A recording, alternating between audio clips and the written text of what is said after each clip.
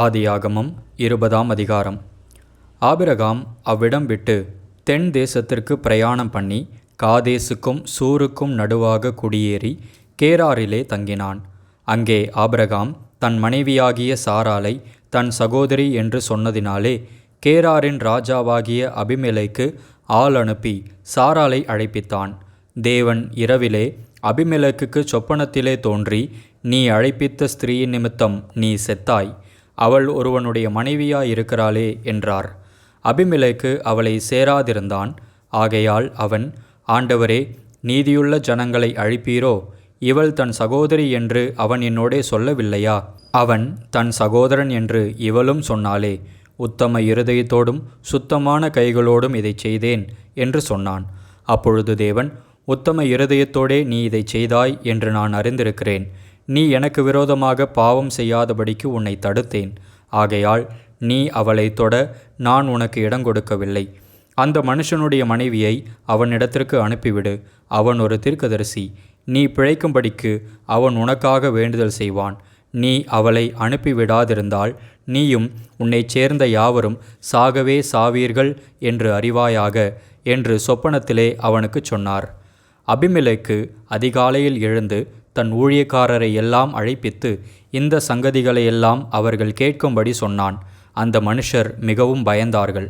அப்பொழுது அபிமெலேக்கு ஆபிரகாமை அழைத்து, நீ எங்களுக்கு என்ன காரியம் செய்தாய்? நீ என்மேலும் என் ராஜ்யத்தின் மேலும் கொடிய பாவம் சுமர பண்ணுகிறதற்கு உனக்கு நான் என்ன குற்றம் செய்தேன்? செய்யத்தகாத காரியங்களை என்னிடத்தில் செய்தாயே என்றான். பின்னும் அபிமெலேக்கு ஆபிரகாமை நோக்கி, என்னத்தைக் கண்டு நீ இந்த காரியத்தை செய்தாய் என்றான். அதற்கு ஆபிரகாம், இவ்விடத்தில் தெய்வ பயம் இல்லை என்றும் என் மனைவி நிமித்தம் என்னை கொன்று போடுவார்கள் என்றும் நான் நினைத்தேன். அவள் என் சகோதரி என்பதும் மெய்தான். அவள் என் தகப்பனுக்கு குமாரத்தி, என் தாய்க்கு குமாரத்தி அல்ல. அவள் எனக்கு மனைவியானாள். என் தகப்பன் வீட்டை விட்டு தேவன் என்னை தேசாந்தரியாய் திரியும்படி செய்தபோது நான் அவளை நோக்கி, நாம் போகும் இடமெங்கும் நீ என்னை சகோதரன் என்று சொல்வது நீ எனக்கு செய்ய வேண்டிய தயை என்று அவளிடத்தில் சொல்லியிருந்தேன் என்றான். அப்பொழுது அபிமெலேக்கு ஆடு மாடுகளையும் வேலைக்காரரையும் வேலைக்காரிகளையும் ஆபிரகாமுக்கு கொடுத்து அவன் மனைவியாகிய சாராளையும் அவனிடத்தில் திரும்ப ஒப்புவித்தான். பின்னும் அபிமெலேக்கு, இதோ என் தேசம் உனக்கு முன்பாக இருக்கிறது, உன் பார்வைக்கு சம்மதியான இடத்திலே குடியிரு என்று சொன்னான். பின்பு சாராளை நோக்கி, உன் சகோதரனுக்கு 1000 வெள்ளிக்காசு கொடுத்தேன். இதோ உன்னோடு இருக்கிற எல்லார் முன்பாகவும் மற்ற யாவர் முன்பாகவும் இது உன் முகத்து முக்காட்டுக்காவதாக என்றான். இப்படி அவள் கடிந்து கொள்ளப்பட்டாள். ஆபிரகாமுடைய மனைவியாகிய சாராளின் நிமித்தம் கர்த்தர் அபிமெலேக்குடைய வீட்டாரின் கற்பங்களையெல்லாம் அடைத்திருந்தபடியால் ஆபிரகாம் தேவனை நோக்கி வேண்டிக் கொண்டான். அப்பொழுது தேவன் அபிமெலேக்கையும் அவன் மனைவியையும் அவன் வேலைக்காரிகளையும் குணமாக்கி பிள்ளை பெறும்படி அனுக்கிரகம் பண்ணினார். ஆதியாகமம் 21ஆம் அதிகாரம். கர்த்தர் தாம் சொல்லியிருந்தபடி சாராள் பேரில் கடாட்சமானார். கர்த்தர் தாம் உரைத்தபடியே சாராளுக்கு செய்தருளினார். ஆபிரகாம் முதிர் வயதாயிருக்கையில் சாராள் கர்ப்பவதியாகி தேவன் குறித்திருந்த காலத்திலே அவனுக்கு ஒரு குமாரனை பெற்றாள். அப்பொழுது ஆபிரகாம் தனக்கு சாராள் பெற்ற குமாரனுக்கு ஈசாக்கு என்று பெயரிட்டான். தன் குமாரனாகி ஈசாக்கு பிறந்த 8ஆம் நாளிலே ஆபிரகாம் தனக்கு தேவன் கட்டளையிட்டிருந்தபடி அவனுக்கு விருத்த சேதனம் பண்ணினான். தன் குமாரனாகி ஈசாக்கு பிறந்தபோது ஆபிரகாம் 100 வயதாயிருந்தான். அப்பொழுது சாராள், தேவன் என்னை நகைக்க பண்ணினார், இதை கேட்கிற யாவரும் என்னோடே கூட நகைப்பார்கள். சாராள் பிள்ளைகளுக்கு பால் கொடுப்பாள் என்று ஆபிரகாமுக்கு எவன் சொல்லுவான்? அவருடைய முதிர் வயதிலே அவருக்கு ஒரு குமாரனை பெற்றேனே என்றாள். பிள்ளை வளர்ந்து பால் மறந்தது. ஈசாக்கு பால் மறந்த நாளிலே ஆபிரகாம் பெரிய விருந்து பண்ணினான். பின்பு எகிப்து தேசத்தாலாகிய ஆகார் ஆபிரகாமுக்கு பெற்ற குமாரன் பரியாசம் பண்ணுகிறதை சாராள் கண்டு ஆபிரகாமை நோக்கி, இந்த அடிமை பெண்ணையும் அவள் மகனையும் புறம்பே தள்ளும். இந்த அடிமை பெண்ணின் மகன் என் குமாரனாகி ஈசாக்கோடே சுதந்திரவாளியாயிருப்பதில்லை என்றாள். தன் மகனை குறித்து சொல்லப்பட்ட இந்த காரியம் ஆபிரகாமுக்கு மிகவும் துக்கமாயிருந்தது. அப்பொழுது தேவன் ஆபிரகாமை நோக்கி, அந்த பிள்ளையையும் உன் அடிமை பெண்ணையும் குறித்து சொல்லப்பட்டது உனக்கு துக்கமாயிருக்க வேண்டாம். ஈசாக்கினிடத்தில் உன் சந்ததி விளங்கும். ஆதலால் சாராள் உனக்கு சொல்வதை எல்லாவற்றையும் கேள். அடிமை பெண்ணின் மகனும் உன் வித்தாயிருக்கிறபடியால் அவனையும் ஒரு ஜாதியாக்குவேன் என்றார். ஆபிரகாம் அதிகாலையில் எழுந்து அப்பத்தையும் ஒரு துருத்தி தண்ணீரையும் எடுத்து ஆகாருடைய தோளின் மேல் வைத்து பிள்ளையையும் ஒப்புக்கொடுத்து அவளை அனுப்பிவிட்டான். அவள் புறப்பட்டு போய் பெயர்சபாவின் வனாந்தரத்திலே அலைந்து திரிந்தாள். துருத்தியிலிருந்த தண்ணீர் செலவழிந்த பின்பு அவள் பிள்ளையை ஒரு செடியின் கீழே விட்டு, பிள்ளை சாகிறதை நான் பார்க்க மாட்டேன் என்று எதிராக அம்பு பாயும் தூரத்திலே போய் உட்கார்ந்து சத்தமிட்டு அழுதாள். தேவன் பிள்ளையின் சத்தத்தை கேட்டார். தேவதூதன் வானத்திலிருந்து ஆகாரை கூப்பிட்டு, ஆகாரே, உனக்கு என்ன சம்பவித்தது? பயப்படாதே, பிள்ளை இருக்கும் இடத்திலே தேவன் அவன் சத்தத்தை கேட்டார். நீ எழுந்து பிள்ளையை எடுத்து அவனை உன் கையினால் பிடித்து கொண்டு போ, அவனை பெரிய ஜாதியாக்குவேன் என்றார். தேவன் அவளுடைய கண்களை திறந்தார். அப்பொழுது அவள் ஒரு தண்ணீர் துறவை கண்டு போய் துருத்தியிலே தண்ணீர் நிரப்பி பிள்ளைக்கு குடிக்க கொடுத்தாள். தேவன் பிள்ளையுடனே இருந்தார். அவன் வளர்ந்து வனாந்தரத்திலே குடியிருந்து வில் வித்தையிலே வல்லவனானான்.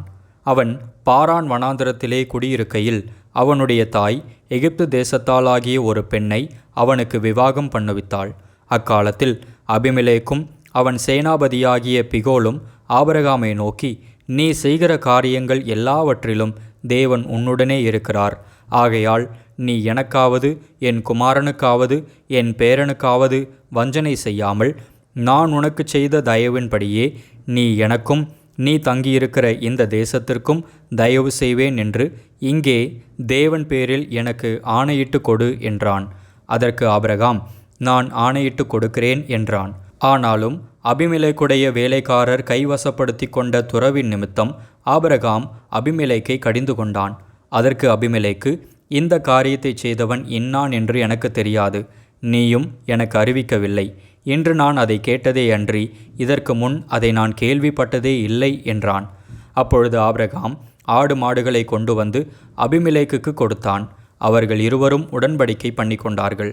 ஆபிரகாம் 7 பெண்ணாட்டு குட்டிகளை தனியே நிறுத்தினான். அப்பொழுது அபிமெலேக்கு ஆபிரகாமை நோக்கி, நீ தனியே நிறுத்தின இந்த 7 பெண்ணாட்டு குட்டிகள் என்னத்திற்கு என்று கேட்டான். அதற்கு அவன், நான் இந்த துறவு தோண்டினதை குறித்து நீர் சாட்சியாக இந்த 7 பெண்ணாட்டு குட்டிகளை என் கையில் வாங்கி கொள்ள வேண்டும் என்றான். அவர்கள் இருவரும் அவ்விடத்தில் ஆணையிட்டு கொண்டபடியால் அந்த இடம் பெயர்சபா என்னப்பட்டது. அவர்கள் பெயர்சபாவிலே உடன்படிக்கை பண்ணி கொண்ட பின் அபிமெலேக்கும் அவன் சேனாபதியாகிய பிகோலும் எழுந்து பெலிஸ்தருடைய தேசத்திற்கு திரும்பி போனார்கள். ஆபிரகாம் பெயர்சபாவிலே ஒரு தோப்பை உண்டாக்கி சதா காலமும் உள்ள தேவனாகிய கர்த்தருடைய நாமத்தை அவ்விடத்தில் தொழுது கொண்டான். ஆபிரகாம் பெலிஸ்தருடைய தேசத்தில் அநேக நாள் தங்கியிருந்தான். ஆதியாகமம் 22ஆம் அதிகாரம். இந்த காரியங்கள் நடந்த பின்பு தேவன் ஆபிரகாமை சோதித்தார். எப்படியெனில், அவர் அவனை நோக்கி, ஆபிரகாமே என்றார். அவன், இதோ அடியேன் என்றான். அப்பொழுது அவர், உன் புத்திரனும் உன் ஏகசுதனும் உன் நேசகுமாரனுமாகிய ஈசாக்கை நீ இப்பொழுது அழைத்து கொண்டு மோரியா தேசத்துக்கு போய் அங்கே நான் உனக்கு குறிக்கும் மலைகள் ஒன்றின் மேல் அவனை தகன பலியாக பலியிடு என்றார்.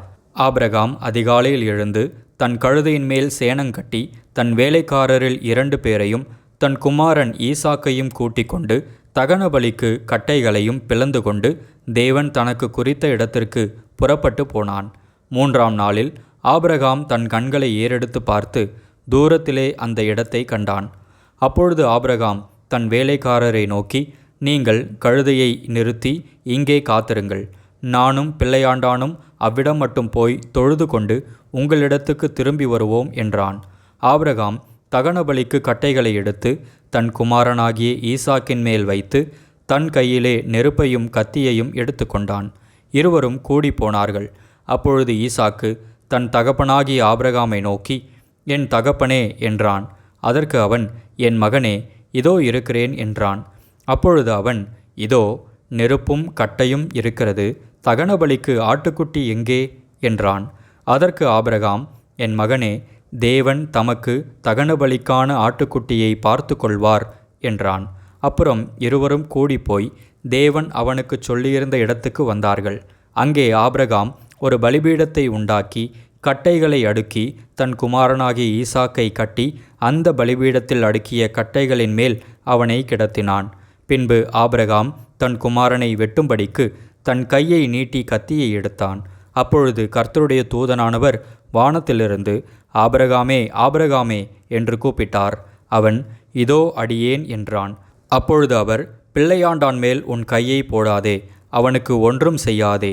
நீ அவனை உன் புத்திரன் என்றும் உன் ஏக சுதன் என்றும் பாராமல் எனக்காக ஒப்புக்கொடுத்தபடியினால் நீ தேவனுக்கு பயப்படுகிறவன் என்று இப்பொழுது அறிந்திருக்கிறேன் என்றார்.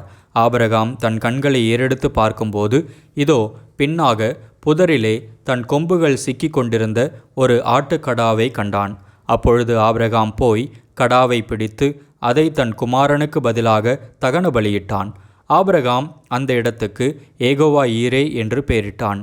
அதனாலே கர்த்தருடைய பர்வதத்திலே பார்த்து கொள்ளப்படும் என்று இந்நாள் வரைக்கும் சொல்லப்பட்டு வருகிறது. கர்த்தருடைய தூதனானவர் இரண்டாந்தரம் வானத்திலிருந்து ஆபிரகாமை கூப்பிட்டு, நீ உன் புத்திரன் என்றும் உன் ஏக சுதன் என்றும் பாராமல் அவனை ஒப்புக்கொடுத்து இந்த காரியத்தை செய்தபடியால் நான் உன்னை ஆசீர்வதிக்கவே ஆசீர்வதித்து உன் சந்ததியை வானத்து நட்சத்திரங்களைப் போலவும் கடற்கரை மணலைப் போலவும் பெருகவே பெருக பண்ணுவேன் என்றும் உன் சந்ததியார் தங்கள் சத்துருக்களின் வாசல்களை சுதந்தரித்து கொள்ளுவார்கள் என்றும் நீ என் சொல்லுக்கு கீழ்ப்படிந்தபடியினால் உன் சந்ததிக்குள் பூமியிலுள்ள சகல ஜாதிகளும் ஆசீர்வதிக்கப்படும் என்றும் என் பேரில் ஆணையிட்டேன் என்று கர்த்தர் சொல்லுகிறார் என்றார். ஆபிரகாம் தன் வேலைக்காரரிடத்துக்கு திரும்பி வந்தான். அவர்கள் எழுந்து புறப்பட்டு ஏகமாய் பெயர்சேபாவுக்கு போனார்கள். ஆபிரகாம் பெயர்செபாவிலே குடியிருந்தான்.